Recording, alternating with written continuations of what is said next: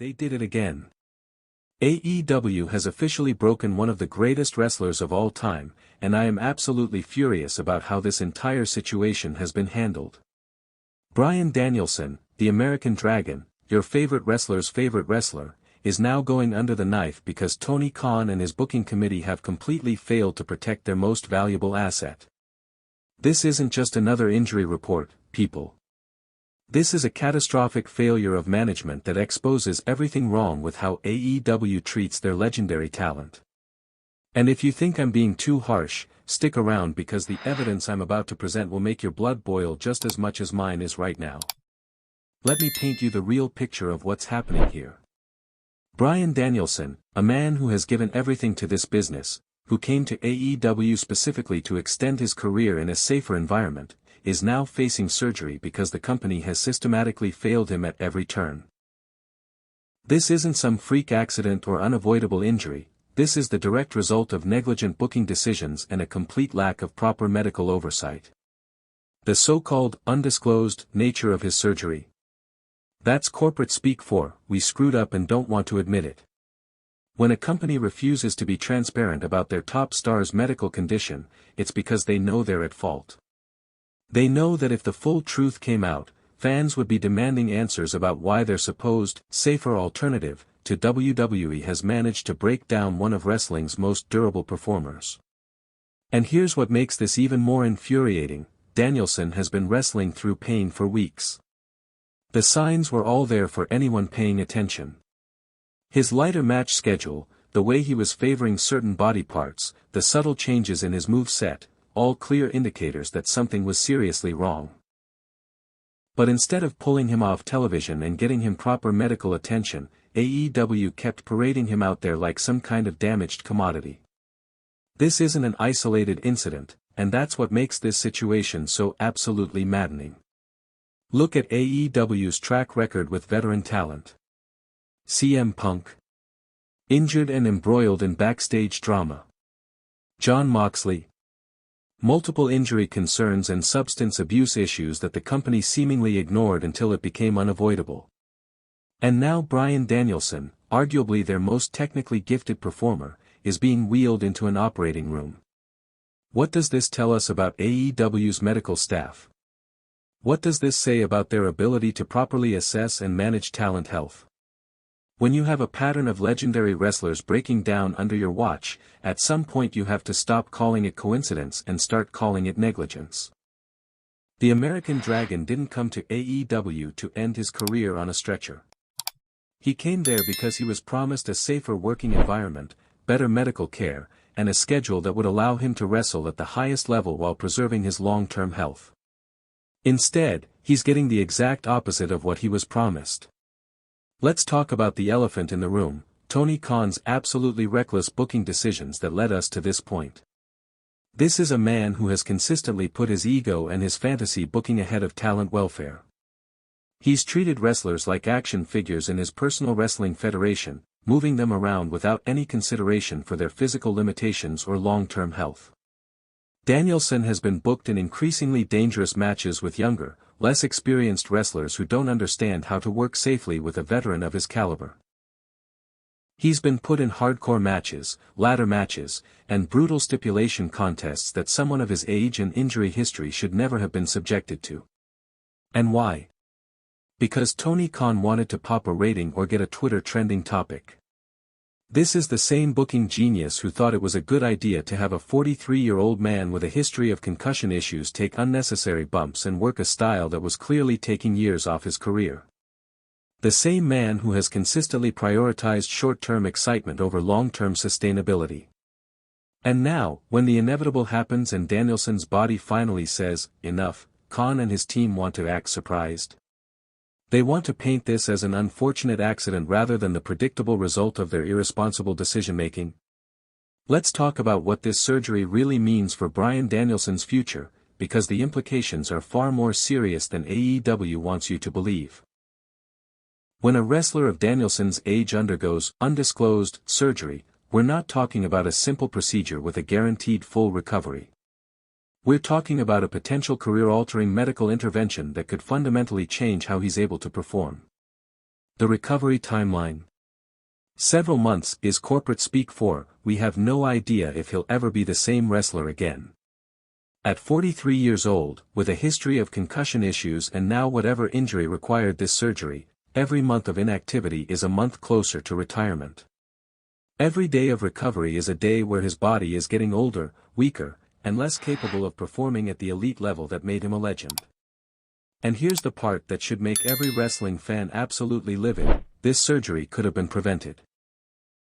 With proper medical oversight, appropriate booking decisions, and a company that actually cared about talent welfare over ratings, Bryan Danielson could still be wrestling at the highest level without needing to go under the knife. The fact that AEW had to scramble to rebook Rampage tells you everything you need to know about their complete lack of contingency planning. A professionally run wrestling promotion should always have backup plans for their top talent. The fact that Danielson's absence caused last-minute scrambling exposes just how poorly organized and unprepared this company really is. This isn't adaptability, this is panic. This is a company that has become so dependent on individual performers that they can't function when one of them is unavailable. It's a symptom of poor roster management, inadequate creative planning, and a fundamental misunderstanding of how to run a wrestling promotion.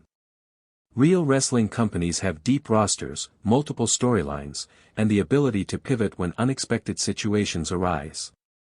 AEW's inability to seamlessly handle Danielson's absence without scrambling shows that they're operating more like an indie promotion than a major wrestling company. Here's what makes this situation even more infuriating: Bryan Danielson trusted AEW with his career, his health, and his legacy. He walked away from a guaranteed paycheck and a safer working environment in WWE because he believed in Tony Khan's vision for a different kind of wrestling company. He believed the promises about better medical care, smarter booking, and a more sustainable approach to wrestling. And how has AEW repaid that trust? By running him into the ground, ignoring obvious signs of physical distress, and booking him in increasingly dangerous situations until his body finally broke down. This isn't just a business failure, it's a personal betrayal of a man who gave everything to help build their company.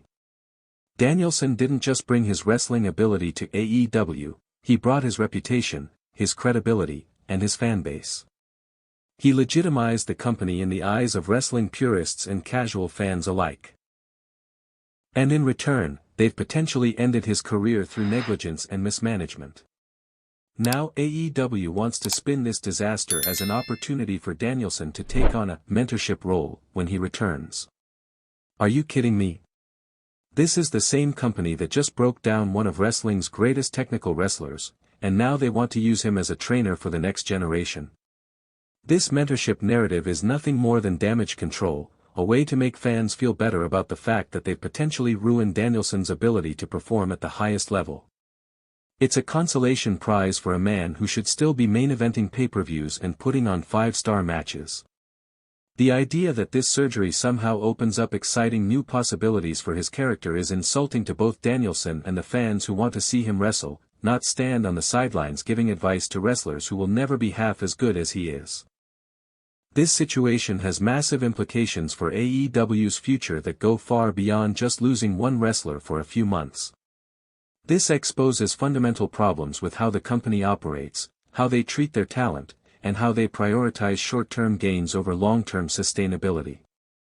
What veteran wrestler is going to want to sign with AEW after seeing how they've handled Bryan Danielson? What top talent is going to trust their career and their health to a company that has such a poor track record of protecting their most valuable assets?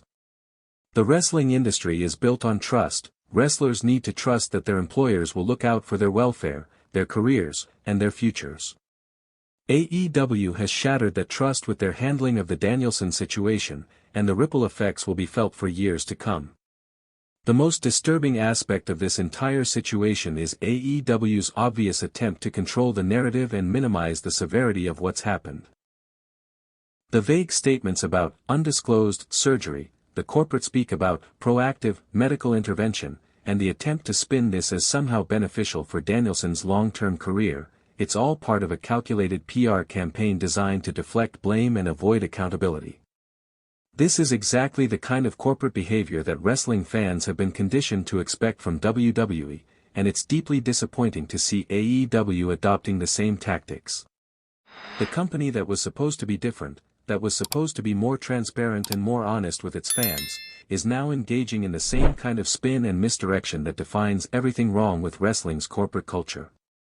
Wrestling fans deserve the truth about what happened to Bryan Danielson.